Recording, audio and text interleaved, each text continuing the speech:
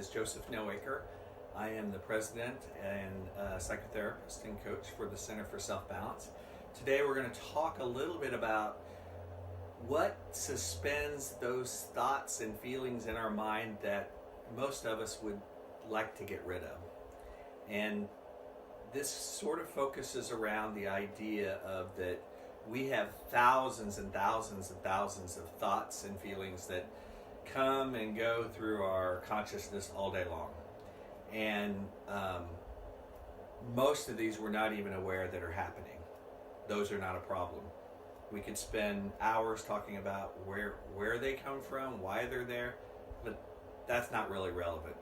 And my approach, and at Center for Self-Balance, our approach is to take complex things down to the simple as often as we can.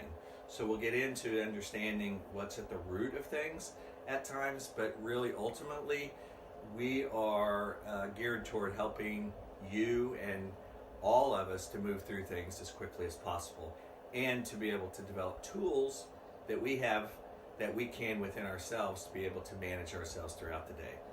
And this is one. We're going to start off with one today, which is starts with thoughts. Thoughts come and go, but many of these thoughts and feelings turn into stories.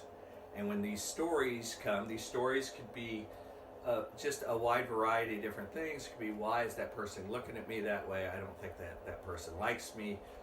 Why are drivers so bad? Why did this happen? Why didn't I get this promotion? Why doesn't she like me as much as I like her? Etc., etc., etc. And the stories also run outside of our awareness until we start to tune into what is actually running in there. And so the first step that I would say is we want to pay attention to themes, stories that are running in our mind, because stories are actually at the root of our suffering. And when we run those stories, we can run good stories too, but oftentimes we default, because we all have egos, which we'll be getting into in a lot more detail. But the ego likes to identify with itself, and it likes to identify as separate, and likes to identify as superior, sometimes inferior. But the ego sort of works on its own. It's this mechanism inside of us that operates on who it thinks we are. And it's not correct, but it's not totally false either. Anyway, so the ego runs the stories. So we want to be aware of when the stories are running, because that's where the suffering starts to occur. That's when the ego starts to feel negative or distressed or sad or bad, or name the adjective. So we want to kind of get in the way of that, because by ending the stories, or by paying attention, we're never really going to completely end them.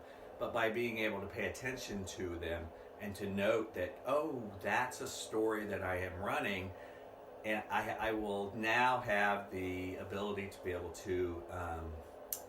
to stop the stories in place. And by stopping the stories in place, I eliminate the suffering.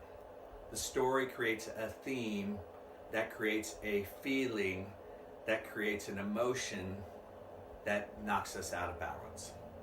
And we are here to find ways to restore balance at all junctures. Thanks for stopping in today.